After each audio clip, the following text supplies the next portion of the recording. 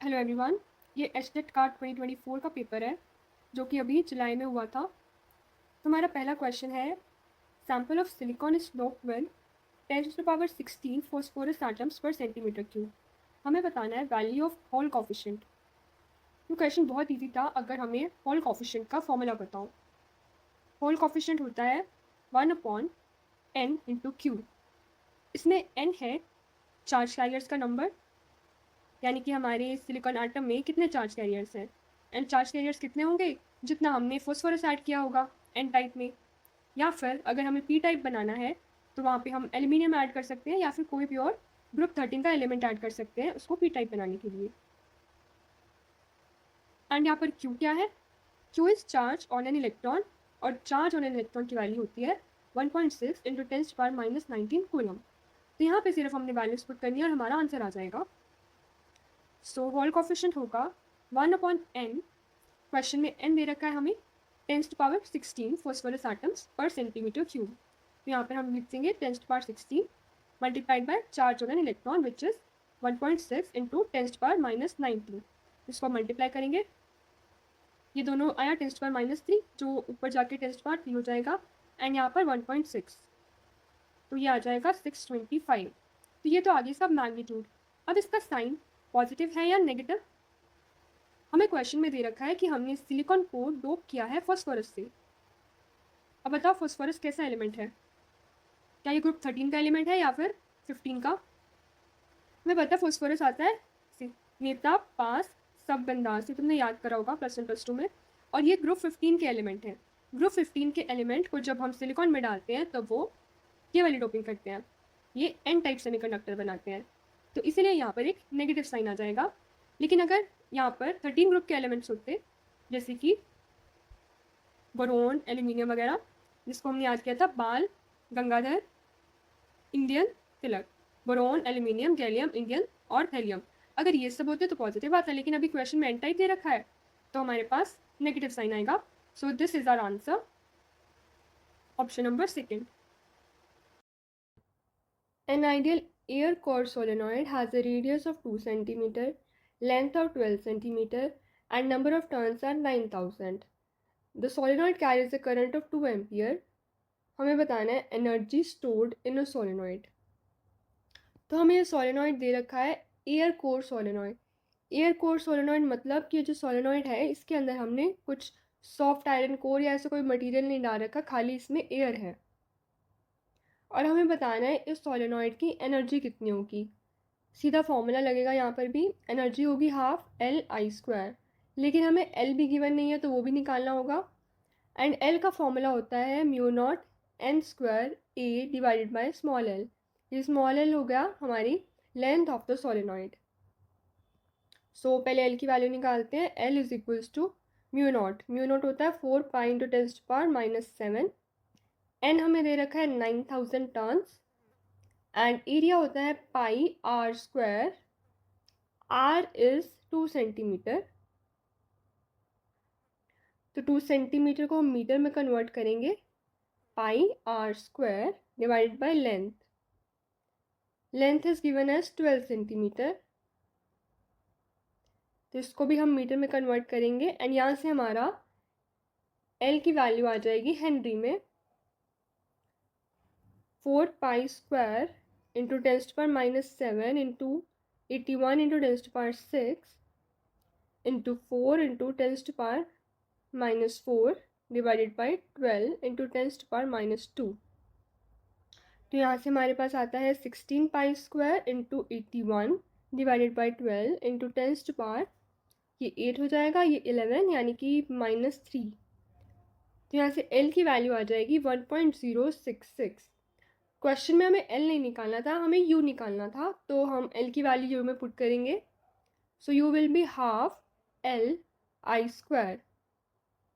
So U would be equal to ½ into 1.066, and current हमें given है question में 2 ampere, तो 2² हो जाएगा 4, यहाँ से कैंसिल 2, तो U आ जाएगा हमारे पास 1.066 multiplied by 2, that is 12, 13, 1 and 2, 2.132, which can be rounded off to 2.1 joule.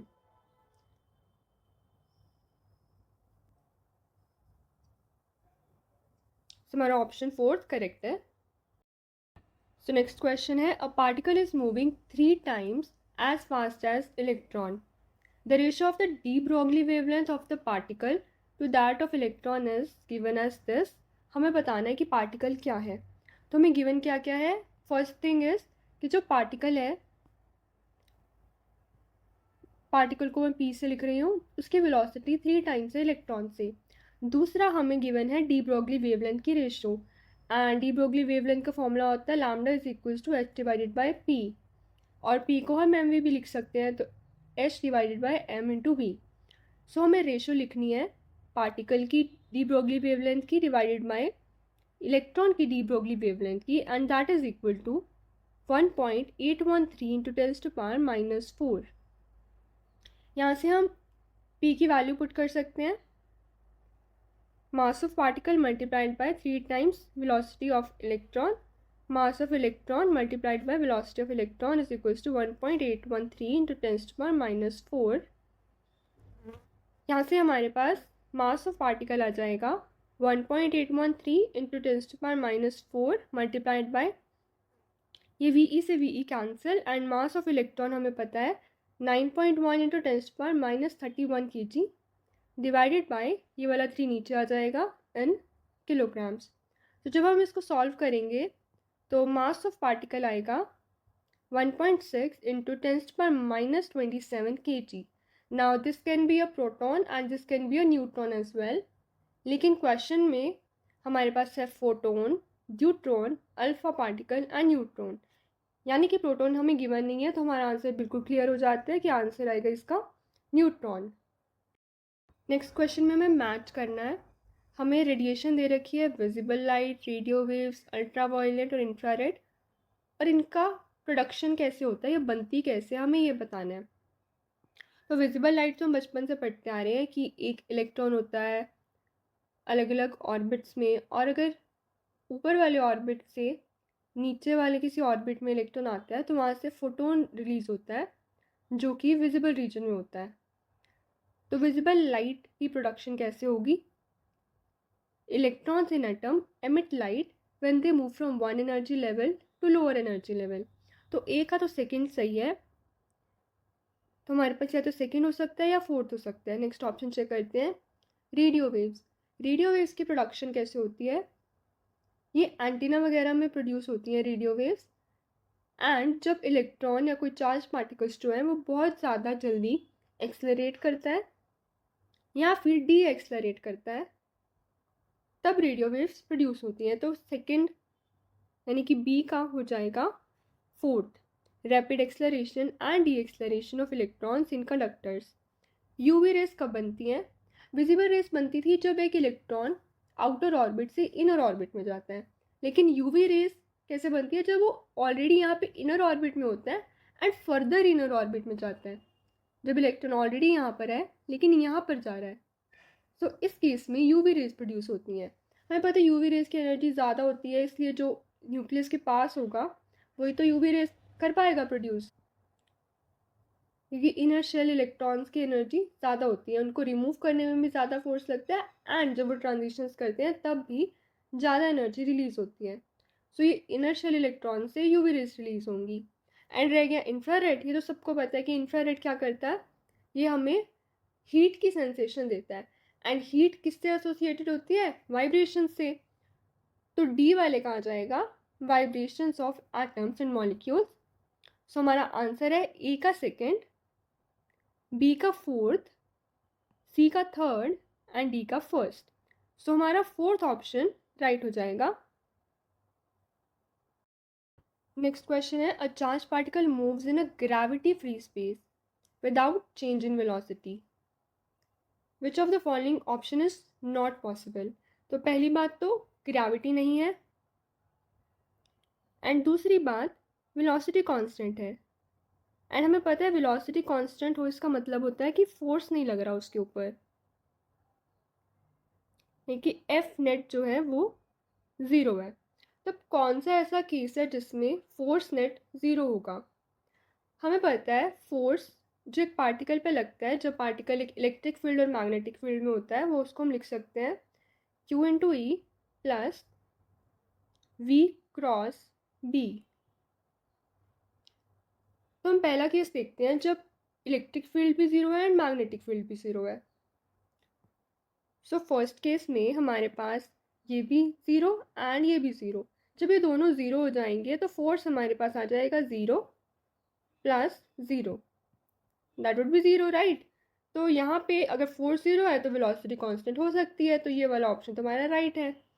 Second option check करते हैं। सेकेंड ऑप्शन में हमें गिवन है E zero but B is not zero. So हम फोर्स लिखेंगे Q इंटू ई ज़ीरो है लेकिन B ज़ीरो नहीं है। लेकिन हमें पता है V क्रॉस B को हम V B साइन थीटा लिख सकते हैं, और यहाँ पे अगर थीटा की वैल्यू ज़ीरो होती है या 180 होती है, दैट इज़ वेलोसिटी पैरेलल है मैग्नेटिक फील्ड के या फिर वेलोसिटी एंटी पैरेलल है मैग्नेटिक फील्ड के, इन दोनों ही केसेस में साइन थीटा की वैल्यू हो जाएगी ज़ीरो। अब साइन थीटा ज़ीरो है तो ये वाली टर्म भी बन जाएगी ज़ीरो। तो अगेन हमारे पास आ जाएगा force is equals to zero, लेकिन यहाँ पर मैग्नेटिक फील्ड ज़ीरो नहीं था। थर्ड ऑप्शन में हमें गिवन है electric field not equal to zero and magnetic field equal to zero. तो थर्ड ऑप्शन हम चेक करते हैं। So F is equals to Q. अब इलेक्ट्रिक फील्ड भी ज़ीरो नहीं है एंड मैग्नेटिक फील्ड भी ज़ीरो नहीं है।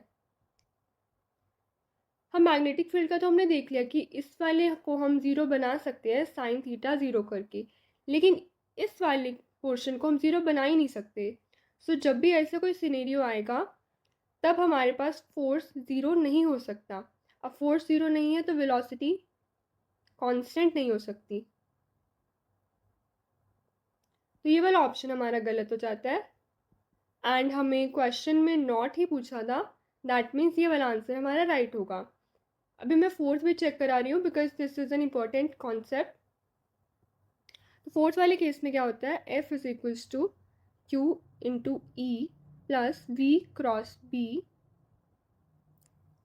यहाँ पर इलेक्ट्रिक फील्ड भी एग्जिस्ट कर रहा है और मैग्नेटिक फील्ड भी एग्जिस्ट कर रहा है, पर ये दोनों ऐसे एग्जिस्ट करते हैं कि लेटर से यहाँ से चार्ज पार्टिकल आ रहा है और इलेक्ट्रिक फील्ड इसको ऊपर लेकर जा रहा है, तो मैग्नेटिक फील्ड इसको नीचे की तरफ फोर्स लेकर जाएगा। तो इलेक्ट्रिक फील्ड के कारण जो फोर्स लग रही है वो ऊपर लेकर जा रही है, मैग्नेटिक फील्ड के कारण जो फोर्स लग रही है वो नीचे लेकर जा रही है। सो ये दोनों फोर्स एक दूसरे को बैलेंस कर देंगे, तो नेट रिजल्ट होगा कि क्यू कहीं पे भी नहीं जा रहा, वो सीधा चलता जा रहा है with a constant velocity. And ये वाला कॉन्सेप्ट काफ़ी इंपॉर्टेंट होता है मास सिलेक्टर्स में।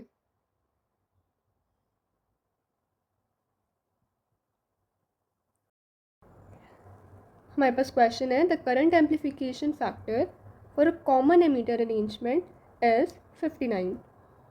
Ammeter current is 5 milli ampere, the value of the collector current is. So हमें गिवन क्या क्या है, एक तो हमें बीटा गिवन है that is current amplification factor, दूसरा हमें एमीटर करंट गिवन है 5 मिली एम्पियर, और हमें बताना है कलेक्टर करंट क्या है। सो हमें पता है जब भी एक ट्रांजिस्टर होता है हमारे पास, उसके तीन पोर्शन होते हैं, emitter, base and collector. Base का करंट सबसे कम होता है एंड एमीटर का करंट सबसे ज़्यादा, तो हम इसको ऐसे लिखते हैं I is equals to I B plus I C. और हमें ये भी पता है कि आई बी बहुत बहुत कम होता है, इसके कारण जो आई सी है वो ऑलमोस्ट इक्वल टू आई ई ही होता है, लेकिन बस थोड़ा सा कम होता है, एक बिल्कुल थोड़ा सा। सो ये क्वेश्चन तो वैसे ही हो जाएगा बिना फॉर्मूला लगाए, हालांकि हम फॉर्मूला से भी करेंगे करेक्ट मेथड से भी, लेकिन अभी देखो आईसी को हमें थोड़ा सा कम करना है मीटर से, तो अगर एमीटर करंट 5 मिली एम्पियर है तो थोड़ा सा कम क्या होगा, I C is equals to I E multiplied by beta into beta plus 1। I E हमें गिवन है 5 एंड बीटा हमें 59 गिवन है। Beta is current amplification factor, तो यहाँ पे आ जाएगा 59 डिवाइडेड बाई 12 एंड इसका आंसर होगा around 4.9 milli ampere, which is our answer, answer number 1।